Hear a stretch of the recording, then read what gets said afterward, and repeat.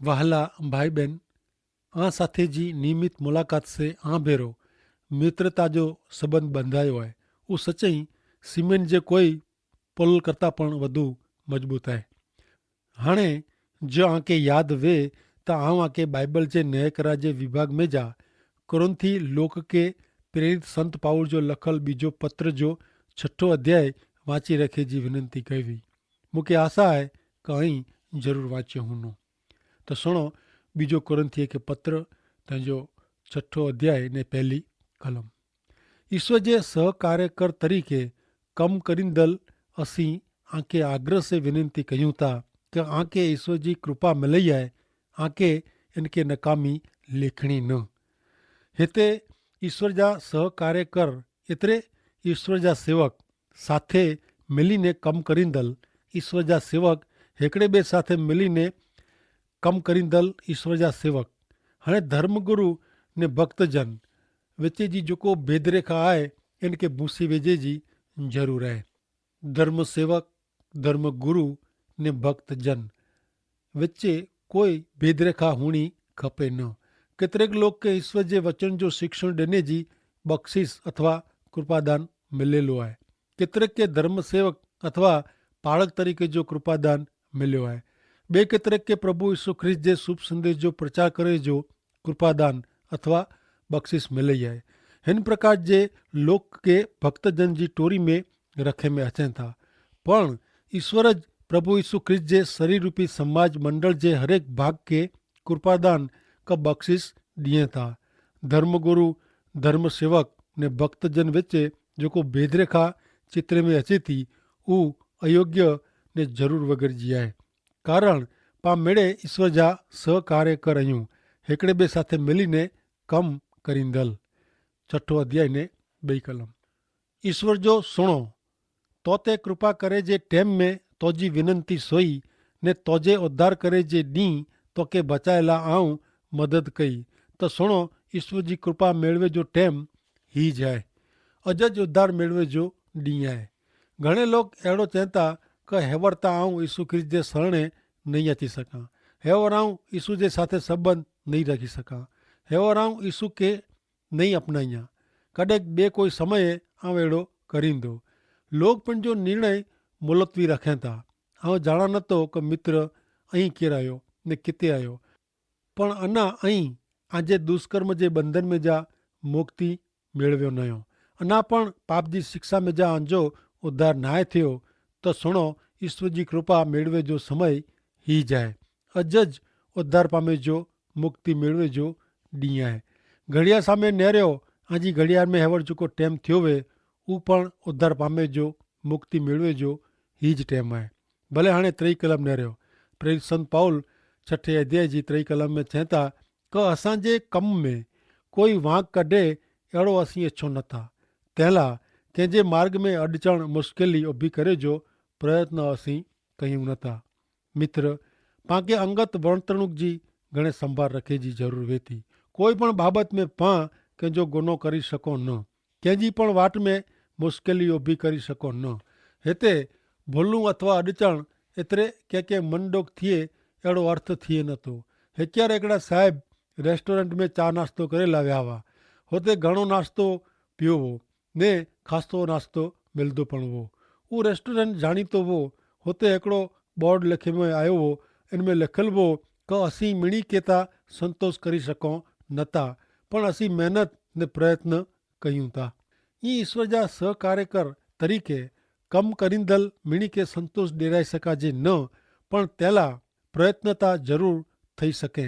कंहिंजे मार्ग में मुश्किल उभी न करिणी, इन जो अर्थ अहिड़ो थिए कि पाण खे अहिड़ी रीति जीवियो खपे कि जेथी कोई पाण सामे आंगरी चंदी सघे न, ने चई सघे न कि उन माण्हू जे जीवन जे कारणे इन जो उद्धार थिए जो मुक्ति पामे जो दावो जेको उहो करे थो इन ते मूंखे भरोसो न आहे।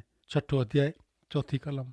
पण असीं जेकी कयूं था इन में घणे वार धीरज से अॾचण मुश्किली ने संकट सहन करीने असीं ईश्वर जा सेवक आहियूं अहिड़ो जणायूं था। धीरज से हिन यादी में धीरज पहले स्थाने आहे। मूंखे त अहिड़ो लॻे थो कि आऊं पहले बॉल में ज क्लीन बोल्ड आउट थी वियो न हुआ। प्रमाणिकता से आऊँ कबूल कयां तो क मुझी धीरज झपाटे खुटी वञे थी।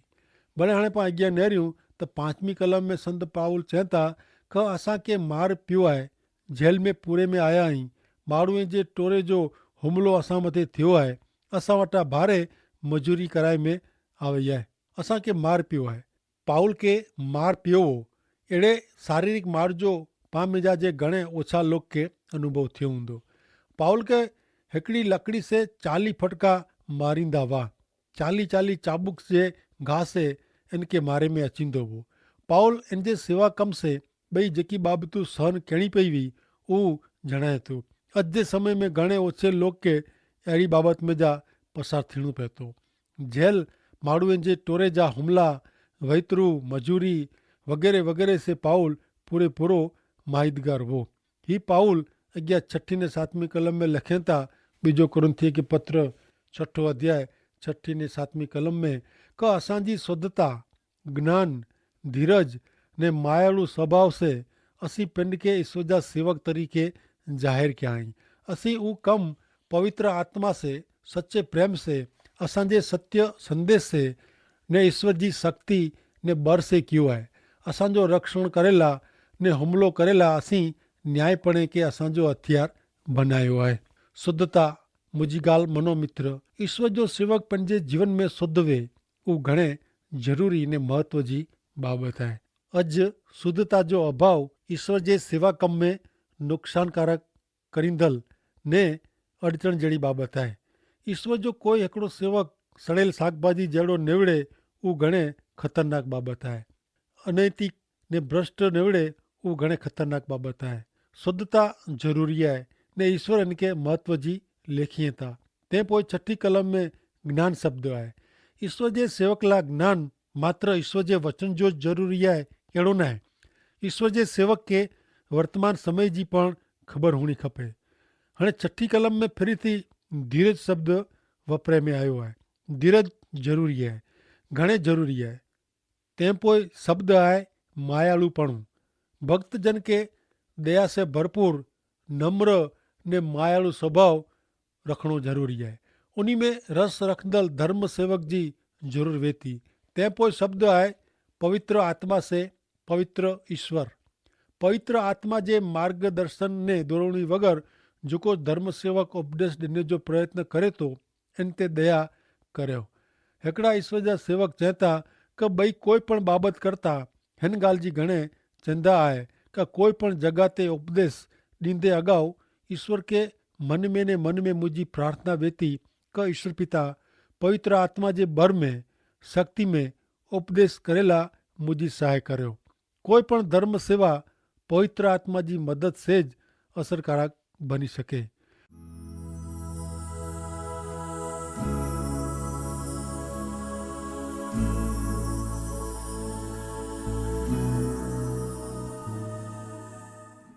हाणे अॻियां नेरियूं त सच्चे प्रेम से अहिड़ा शब्द आहिनि। अॼु सच्चे प्रेम जी केतिरी ज़रूरत आहे। भक्त जन के धार्मिक ढोंग करींदल जी ज़रूरत न आहे। धर्म सेवक जेको अहिड़ो चवंदा वे कि हू आंखे केतिरो मिड़े प्रेम कई था ने पोइ आंजी पुठ में खंजर भोंकंदो वे, अहिड़ो धर्म सेवक भक्त जन के कोई ज़रूरत न आहे। भक्त जन के मानव हृदय में पवित्र आत्मा जेको प्रेम रखां था, अहिड़े प्रेम जी ज़रूर वे थी। हाणे 7वीं कलम में सत्य जो संदेश अहिड़ा शब्द अचनि था। उहे शब्द जणाइए था कि उपदेशक पूरी रीते बाइबल ॼाणंदो वे, उहो घणे ज़रूरी आहे। इनके ईश्वर जे वचन जो पूरतो ज्ञान हुअणो खपे। उनके ईश्वर जे सामर्थ्य से उपदेश करणो खपे। ही त तॾहिं ज शक्य बने जॾहिं उपदेशक उपदेश कईंदे अॻाऊ पूरतो समय ईश्वर साथे प्रार्थना में गारे। हाणे 7वीं कलम में जेको छिली बाबत रजू करे में आवई आहे, उहो न्यायपणे जो हथियार आहे। न्यायपणो जो हथियार एतिरे जीवन जे हरेक पासे में बरोबर योग्य रीते जीवन विताइणु। मित्र, न्यायपणे जे हथियार विषय आके વધુ માહિતી ખપતી વે તો કૃપા કરી રોમન લોક કે પત્ર 13મો અધ્યાય તેજી 2 થી શરૂ કરીને બીજો કોરિન્થીય કે પત્ર 10મો અધ્યાય ને 3 થી 5 કલમ ને એફેસીય કે પત્ર 6ઠો અધ્યાય 2 થી 18 ક્રમ અહીં વાંચી ગંજા ભલે हाणे पाण अॻियां नेरियूं બીજો કોરિન્થીએ કે પત્ર 6 अध्याय में प्रेषित पाउल ईश्वर जे माण्हू जी 9 लाक्षणिकता रजू कईं था એટલે કે 9 લાયકાતો જણાઈએ था। 6 अध्याय 8 થી 2 कलम।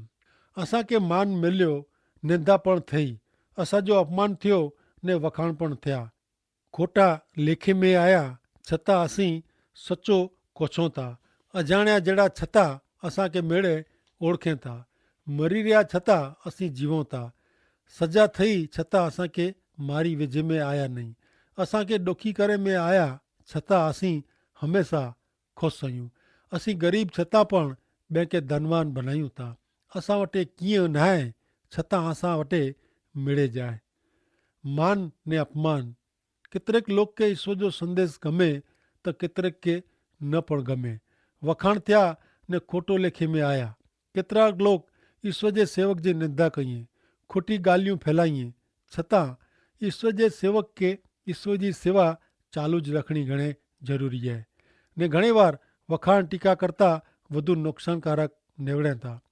खोटा लेखे में आया छतां असीं सत्य बोलूं था, असीं ईश्वर जा सत्य वचन प्रगट कयूं था, अजाण्या छतां असांखे मिड़े ओळखें था।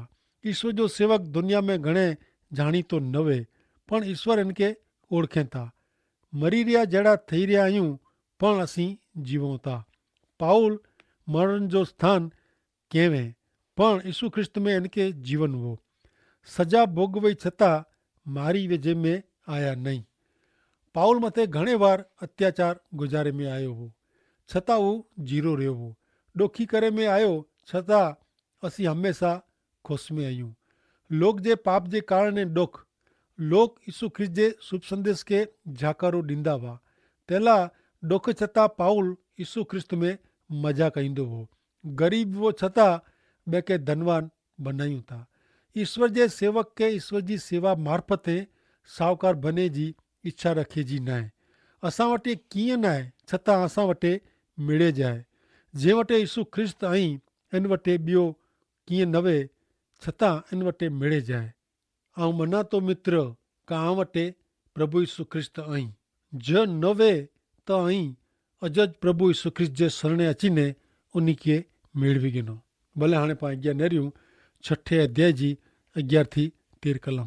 कोरिंथ जा भाउ, असीं प्रमाणिकता से ने असांजा दिल खोलीने ॻाल्हि कई आहे, असांजा हृदय आ तरफ़ कॾहिं पण बंदि कया नहीं, छतां ऐं आंजा हृदय असां वटि बंदि कयो हुयूं। ऐं मुंहिंजा बालक वो इन रीते हाणे आऊं ॻाल्हि कयां थो, असांखे आला जेको लागणी आहे अहिड़ी जी लागणी प्रेम ऐं असांखे दर्शायो, आंजा दिल असां वटि खुला करिया। पाउल महान प्रेम से भरियल पंहिंजो हृदय खुलो करे थो ने इनके प्रेम करींदड़ लोक जे हृदय खे हचमचाए थो। मज़ा पे अहिड़ी ॻाल्हि त उहा आहे कि ईश्वर जो नकार करींदड़, ईश्वर खे ने ईश्वर जे वचन खे धिकारींदड़ लोक जा हृदय पण ऊ ढीला करी वेंदे हुए। ऊ लोग ईश्वर खे ने ईश्वर जे वचन खे प्रेम करींदड़ लोक खे ईजा कईंदा हुआ। ईश्वर जे पक्ष से उभारे में क़ीमत ता चुकवणी ज पए थी, पण इन जी मज़ा ता की वॾी ज वे थी। हाणे मित्र पां वटि घणे अगत्य जे शास्त्र भाग में पां अचूं था। पाउल इन में जेको चए था उहो अहिड़े माण्हू जे नाज़ुक हृदय में जा निकिरे थो कि जेको कोरिंथ शहर जे विश्वासी लाइ संभार रखंदड़ हो तंहिं लॻभॻि जुड़ी पियो हो। हिन शास्त्र भाग जी 14वीं कलम में पाउल चए था कि अन्य धर्मी उन्ही जहिड़ा भनी कम करे जो प्रयत्न ऐं न करियो, कारण अहिड़ो करी सघाजे ज न। कूड़ ने सचाई हिकिड़े में जा साथीदार किन रीते बनी सघे, अजवारो ने अंधारो भेरा किन रीते रही सघे। पाउल हिते कोरिंथ शहर जे विश्वासीअ खे प्रतिमा पूजा साथे पूरो छेड़ो फाड़ी वेझे जी विनंती करे थो। उन्ही खे शरीर जे पाप साथे पूरो छेड़ो फाड़ी वेझे जो आहे। दुनिया जा धारा धोरण ने दुनिया जे रीत रिवाज से उन्ही खे साव अलॻि थी जो आहे। विश्वासी दुनिया ई ने यही रही न सके। 6 अध्याय 15वीं कलम। ख्रिस्त ने शैतान किन रीते सहमत थिए, विश्वासी ने अविश्वासी के कोरो लागे वળગે। मित्र आऊं अविश्वासी लोक साथे कोई लागभाग रखा नथो कि उन्ही भेरो कायमी धोरणे कोई संबंध कहिया नथो। जेकी अविश्वासी मित्र विश्वासी बने तेला आऊं उन्हीं भेरो संबंध रखां तो ने उन्हीं के प्रभु यीशु ख्रिस्त जो शुभ संदेश दियां तो ने उन्हीं ला प्रार्थना कहिया तो। जेके ईश्वर जो प्रकाश मिल्यो है वो अंधारे साथे कोई संबंध रखी सके न का कोई समाधान करी सके न। नेरो पहलो कोरिन्थियो के पत्र 10मो अध्याय तेजी 20 ने 21वीं कलम प्रमाणे चहता क ना मुझे चेत जो अर्थ अड़ो है क विधर्मी व्यक्ति ते जेकी अर्पण चढ़ाइए था वो ईश्वर के न पण भूते के चढ़ाइए था ने अहीं भूते जा भागीदार बनो अड़ो आऊं इच्छा नथो। प्रभु जे प्याले में जा ने भूते जे प्याले में जा ई बॉय में जा अहीं पी सको न। ईज अहीं प्रभु जी मेज में था ने भूत जी मेज में था ई बॉय में जा खाई सको न। यीशु ख्रिस्त पर जे विश्वास के हानि थिए नुकसान थिए इन रीते विश्वासी अविश्वासी साथे कोई पण जात जो संबंध रखी सके न। यीशु ख्रिस्त पर जी पंहिंजी वफादारी साथे बांधछोड़ करे जो टेम अचे अड़ो कोई पण संबंध विश्वासी अविश्वासी साथे बधी सके न। प्रेरित पाउल 6ठो अध्याय ने 16वीं कलम में अज्ञा चहता क ईश्वर जे मंदिर के बे धर्म जी प्रतिमा साथे केन रीते सरखाई सकाजे। कारण पाता जीरे ईश्वर जा मंदिर आयूं ईश्वर पिंड चोयो थी आऊं मुझे लोक में मुझो घर बंदींदो ने उनी भेरो गाल कहींदो आऊं उनी जो ईश्वर थींदो ने ऊ मुझी प्रजा थींदी। हाणे प्रेरित पाउल प्रतिमा पूजा विषय गाल कहीए था। ईश्वर जे मंदिर के प्रतिमा साथे कोई संबंध न है। ईश्वर जो मंदिर किते है? अज ईश्वर जो मंदिर हरेक विश्वासी जो शरीर है देह आहे। पा पवित्र आत्मा जो मंदिर आयूं जंहिंजे शरीर में ईश्वर अंतर निवास कहींदा वे वो प्रतिमा पूजा करी सके न। प्रतिमा साथे इनके कोई लाग भाग हुई सके न। हाणे प्रेरित पाउल छेल्ली 2 कलम में चहता 17 ने 18वीं कलम में क बीजो कोरिन्थियो के पत्र 6ठो अध्याय 17 ने 18वीं कलम में चहता क प्रभु चहता अहीं उन्हीं में जा निकरी ने अलग थियो जेको अशुद्ध है इनके छिपजा पर न एतरे आऊं जो स्वीकार कईंदो आऊं जो पिता थींदो ने अहीं मुझा छोकरा छोकरी बनदा अड़ो सर्वशक्तिमान प्रभु चहता। प्रेसित संत पाउल विश्वासी के अलग थेला ने शुद्धिकरण ला विनंती कहीए था। विश्वासी प्रतिमा पूजा साथे सहमत थई सके न। विश्वासी के दुनियाई धारा धोरण ने रीत रिवाजों नो छेटो रेजो है। दुनियाई कमकाज ने परछाए में पण उन्हीं के उभा रेजो न। ही बाबत छुपी रीते विश्वासी जे जीवन में पग पेसारो करी सके तिया है। विश्वासी के अशुद्ध बाबत के छबे जो पण न जो ने करा जे विभाग में आवल यहोशुआ जे पुस्तक में पा नेरविया आवासी का यहोशुआ ने इजरायली लोग कई रीते यरीको शहर जो विश्वास से कब्जो गणो हो जेकी अखान ना जो माड़ू श्रापित वस्तु पिंड वटे रखे वे ईश्वर जेके अशुद्ध जहर क्यों हो उन वस्तु के इजरायली लोग छेब्या हुआ ते पोइ उ लोग पूरे भरोसे से आई ना जे निढे शहर तरफ वरिया हुआ कारण उन्हीं के जीत मिलदी एड़ी खातरी हुई पण अहीं आई शहर में यहोशुआ ने इजराइल प्रजा जी हार थी।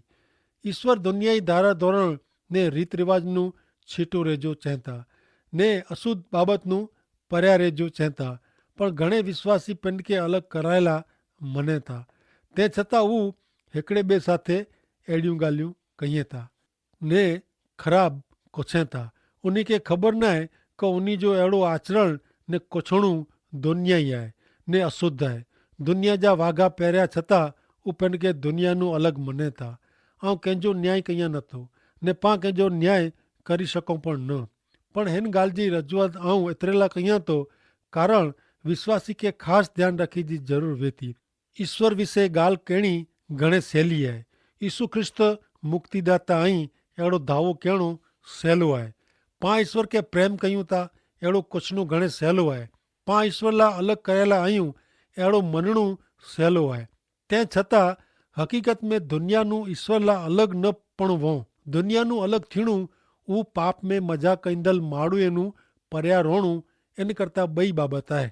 दुनिया नू अलॻि थियणो एतिरे ईश्वर नज़दीक रहणो दुनिया नू अलॻि थियणो उहो पाप करींदे मौज मज़ा से अॻियां वधीने पां किन रीते पंहिंजो समय ने पैसो खर्चो था इनके लगदी बाबत है। हाणे बाक़ी 18वीं कलम में ईश्वर घणे गौरवी विधान दिए था। 6ठो अध्याय ने 18वीं कलम विचार करो। ईश्वर करो चवता आवां जो पिता बनदो ने अई मुझा छोकरा छोकरी बनदा। सर्वशक्तिमान ईश्वर पंहिंजा पिता बने जो ने पाके पंहिंजा संतान बनाए जो वचन दिए था। मित्र जो आई प्रभु ईसु ख्रिस्त मथे विश्वास क्यों आयो तो ईश्वर हमेशा आंजा पिता आई। ऊ भुलजा न। ईश्वर हिते अहिड़ो चवता कि ऊ आ भेरा आंजा पिता तरीके व्यवहार करेला मंगे था। ईश्वर आ भेरा पंहिंजा बाळक जहिड़ो व्यवहार करेला मंगे था। पण जो आई दुनियाई धारा दौरण ने रीत रिवाज अपनाईंदा, दुनियाई बनदा, आंजो जीवन अहिड़ो हूंदो ऐं दंभ ढोंग कईंदा त खातिरी रखजा कि जीअं पिता पंहिंजे बाळक खे शिस्त में रखेला शिक्षा कयनि था तीअं ईश्वर पिता आके शिक्षा कईंदाच। ईश्वर आके हमेशा शिक्षा करेला मंगे नथा। तंहिंला ज आके चवता कि ऐं उन में जा निकिरी ने अलॻि थियो जेको अशुद्ध आहे इनके छिबजा पण न। तंहिं पोइ ईश्वर आ भेरा पिता पुत्र जो सच्चो ने अंगत संबंध रखी सके। तंहिंला ईश्वर पिता खे मदद करियो। आमीन।